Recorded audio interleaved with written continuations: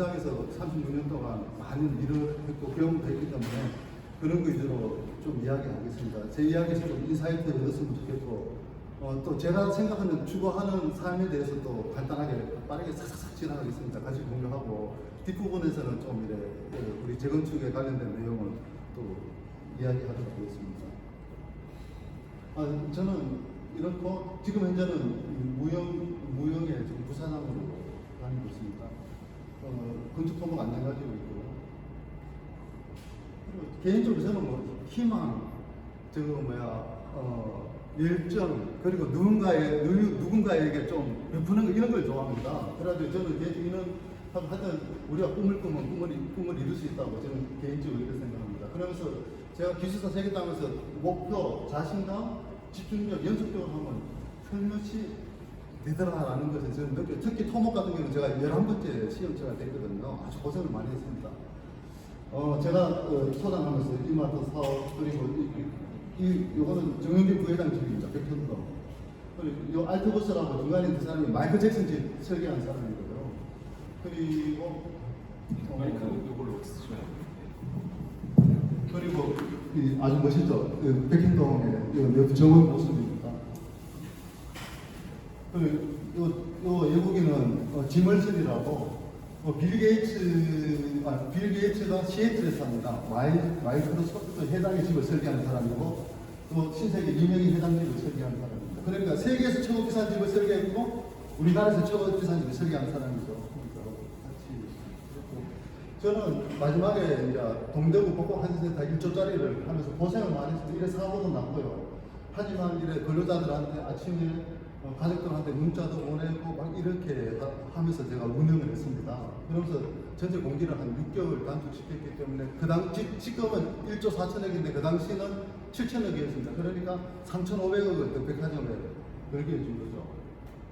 그래서 이렇게 막 중간에 미스코리아도 저희 현장 워낙 큰 현장이 근데 미스코리아들을 왜 하나 하면 한국일보에서 그래 괴롭혔어요. 정말 괴롭혔어요. 근데 결국은 또 한국일보 그 기자하고 친해지니까 뭐 매년마다 이런 행사에서는 저희 현장을 보내고 있습니다. 이러면서 생각했고요.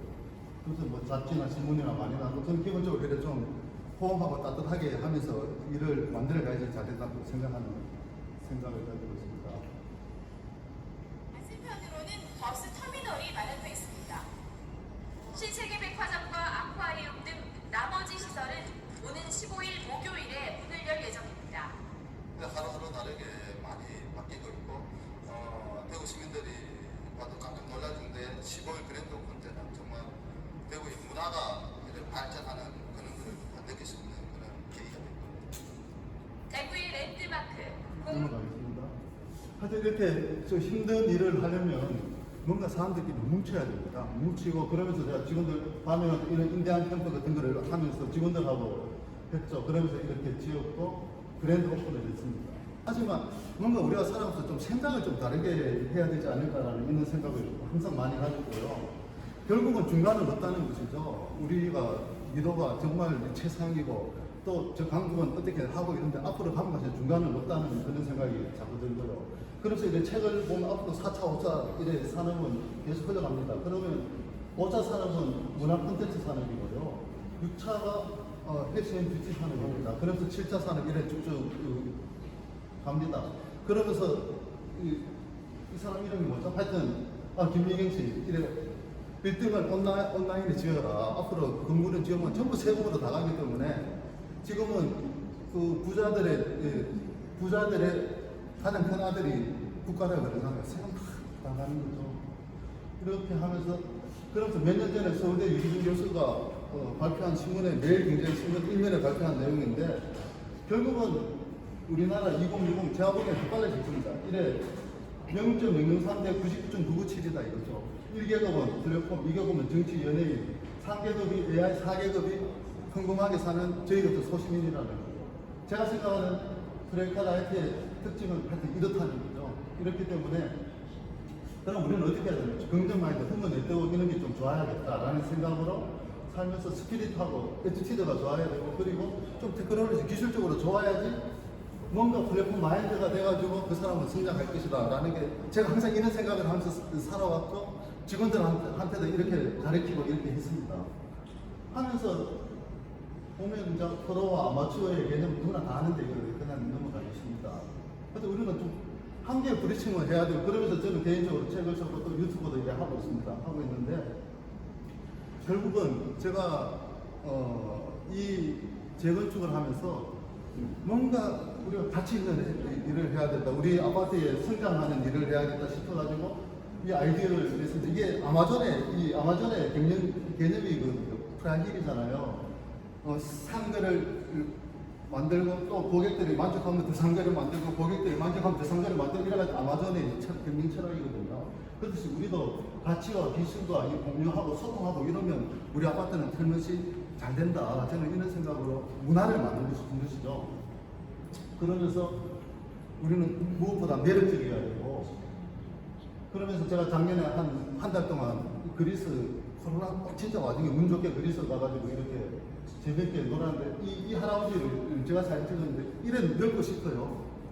이래 넓고 싶은데 이게 지금 그 재건축에 뛰어들어가지고 이게 뭐냐 지금 이런 거죠. 하지만 정말 뭔가 우리가 사회에서 많은 혜택을 받았으니까 정말 뭔가 동네를 위해서 일을 해야 되지 않을까라는 게 저는 개인적인 생각입니다. 하여튼 거기 가서 이게 코린도 운하라고 세계 3대 운하입니다. 한 700km가 단축된 운하죠. 여기 내로 한 개부터 시작했다는 그 운하입니다. 그러면서 하여튼 생각을 하게 됐고요. 생각하면서 동네를 생각하게 된 거죠. 동네를 생각하니까 눈물이 나면서 어떻게 됐든 우리는 40년이 경과되었고 지금 준비 단계입니다. 7월 현대 정비구역 고시전이고 공감 진행 전 단계입니다.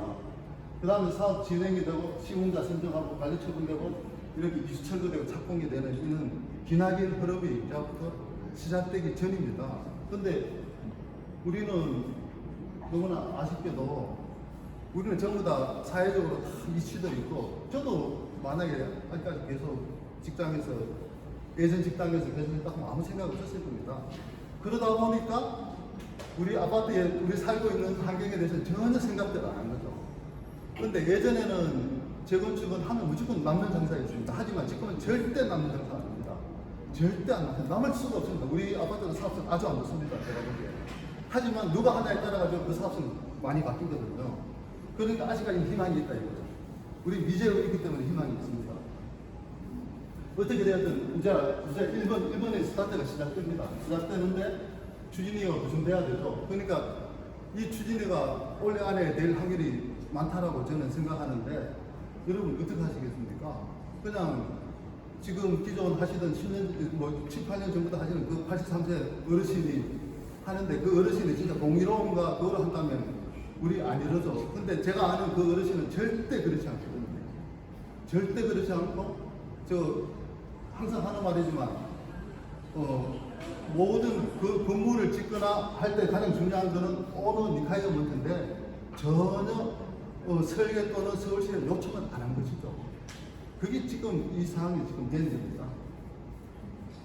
그런데 어떻게 됐든 간에 우리의 현실은 전문성도 부족하고 그리고 조직도 훨씬 높습니다.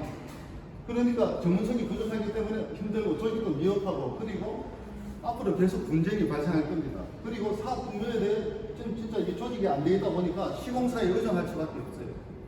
그럼 시공사에 의존하면 어떻게 됩니까? 결국은 우리의 재산은 시공사에 의해서 좌지우지됩니다. 여러분 제 말이 공감이 됩니까? 공감이 되죠? 진짜 이게 우리의 현실인 것이죠.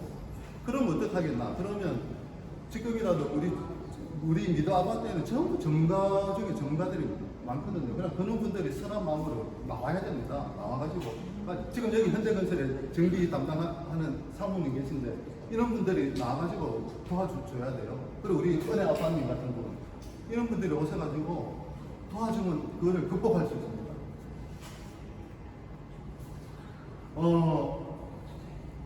저번 주에 현대건설 사모님께서 저한테 하는 말씀이 개포 3단지 장영수 조합장 있는데 그 3단지는 잘 지었다고 소문났잖아요. 근데 유일하게 현대건설에서 적자난 현장이라고 하더라고요. 그죠? 맞습니다. 유일하게 현대건설에서 적자난 현장. 그거는 왜 그래 냈나? 결국은 똑똑한 조합장하고 조합 임원들이 계약서부터 잘 챙긴 것이죠. 결국은 그러니까 현대에서는 그래 할 수밖에 없고, 예, 계약이 그래 돼 있기 때문에 그런 게 중요합니다. 근데 우리의 어르신은 그런 거 생각이 있습니까? 생각이 없는데요. 그냥 본인하고 본인 그냥 어떻게 하겠지 이 생각이잖아요. 그거 아니면 지금 이 환경에 올 수가 있습니까?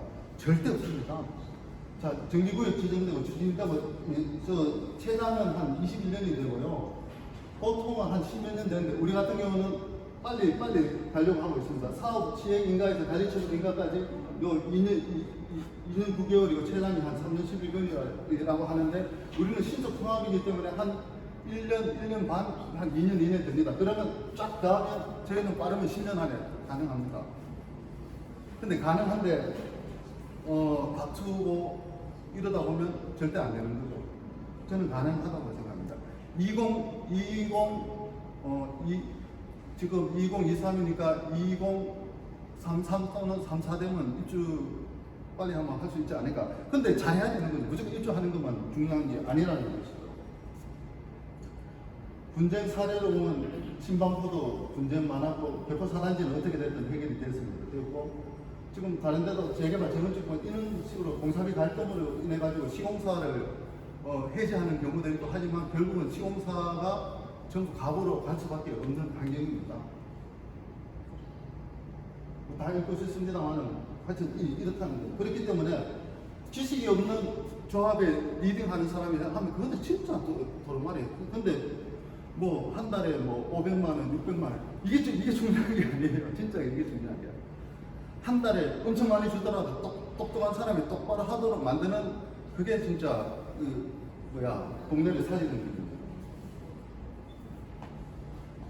어떻게 됐든 간에 이 전체적인 분야별로 기획, 설계, 입찰부터 해가지고 다 이 관리가 돼야 되거든요. 사업기간, 설계, 품질, 안전, 사업비, 특히 계약 이런 거에 대해서는 다 변호사님도 계시고 다 각자 다 우리 운영위원회도 그런 전문가들이 계시니까 우리는 다 할 수 있다고 생각합니다.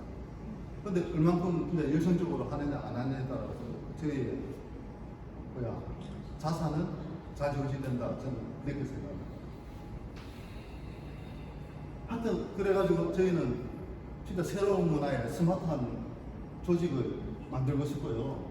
그렇게 하려면 우리 조합원 주체가 우리가 어떻게 됐든 간에 모든 투명하게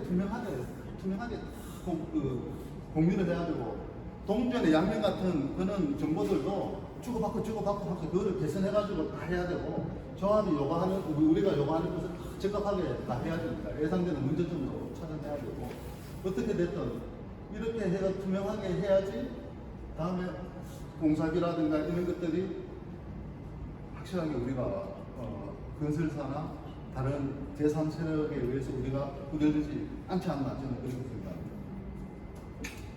이렇게 우리가 똑똑하게 좀 지내야 된다 이런 생각이 들어요. 소통과 공유해야 되고 전번에도 제가 말씀드린 결국은 설계할 때 돈은 여기서 다 한 80%가 다 집행되지만 돈의 원천은 여기서 다 만들어지거든요. 그렇기 때문에 우리는 좀 힘들지만 지금 아까 전에 말한 프라이힐처럼 그런 운동을 계속 해가지고 우리 어제 10분이 정말 10분이 다 돌렸거든요. 돌리면서 했는데 오늘 제가 기침이 나가지고 저는 김재훈 내과가 항상 거기 가서 하는데 그분이 우리 백칠동에 살아요. 봤대요. 너무 미안하더래. 진짜 저한테 너무 미안하더라고. 수고한다고 그러니까 너무나 또 감동이더라고요. 그래서 우리가 이렇게 열심히 하다 보면 틀림없이 문화는 바뀐다. 저는 개인적으로 그렇게 생각합니다.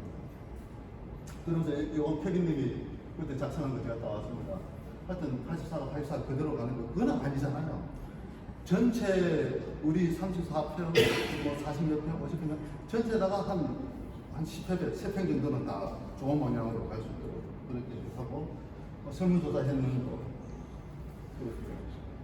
그 이거 이거는 아직 다 못 그렸습니다. 다 못 그렸는데 22일 날 이거 가지고 발표할 겁니다. 어떻게 됐든 간에 처음부터 끝까지 입주하는 것까지 큰 그림은 제가 그려놨습니다. 그려놓고 근데 이거를 더 디테일하게 들어가면 어떻게 되냐면 제가 스타필드 할 때 이게 스타필드 할 때 이게 얘들 공사할 때 이렇게 합니다. 보통 보면 건설사에서는 이 짝대기 언제까지 이래 쭉쭉쭉쭉 이래 하겠다 이럽니다. 하지만 저는 이거는 기본이고 이거보다 더 중요한 건 이거거든요. 그러면 이해할 수 있도록 무언가를 의사결정을 해줘야 되는 것들이죠. 의사결정을 이런 거를 건설회사 다니도 별로 안 합니다.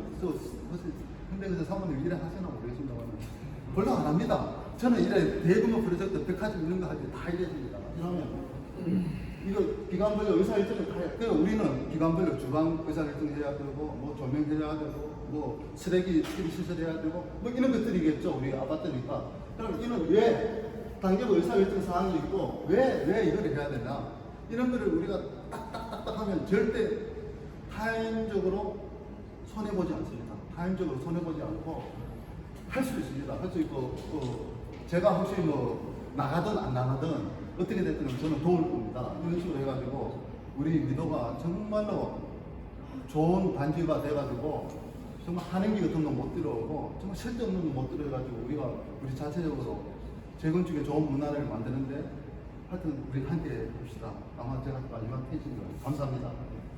이상 그래 마지막 페이지 있네요. 하여튼 우리가 이수는 하여튼 소유주가 동의하는 재건축을 추진해야 되고요. 그리고 기본적으로 건설사를 그냥 뽑으면 안 됩니다. 사업 제안서를 잘 꺼내가지고 이래 막 리딩 시키면서 건설사가 우리한테 쑥 들어오도록 만들어야 되고요. 하여튼 공사비와 사업이익을 극대화하도록 만들어야 되고요. 그러면서 최고 가치를 만들어야 되고 특히 가장 중요한 건 제가 빨간색을 했는데 주민 여러분의 설계 참여 특히 주부 뽀로롱님 같은 분 그리고 또 여탐님 같은 분 이런 분들이 잘하시잖아요. 이런 분들이 열고 들어와가지고 인테리어부터 해서 마음대까지 초이스하고 오스리님, 고등나무님 이런 분들이 하고 이러면 우리는 성공한다고 저는 확신합니다. 그렇게 하면서 시공사 잘하고 그러면 조금 전에 페이지처럼 하면 공사기간에 대한 우리가 의사결정 전혀 못할 게 없거든요. 이런 식으로 관리하면 저는 80% 이상은 성공이다. 저는 이렇게 생각합니다. 이렇게 하기 위해서 어떻게 됐든 이거보다 더 현실적으로 중요한 거는 저 어르신 저분들 그리고 우리 아파트의 핵심은 한 70대 넘으면 야 왜 다투냐 다투는 것 때문에 그럼 더 안 돼 이러는 거예요. 그냥 다투는 것만 보는 거예요. 본질은 못 보고 다투는 것만 보는 거예요. 그렇기 때문에 우리는 본질을 볼 수 있도록 우리가 좀 더 노력하고 좀 더 하면 좋겠다라는 생각입니다. 이상입니다. 예, 감사합니다.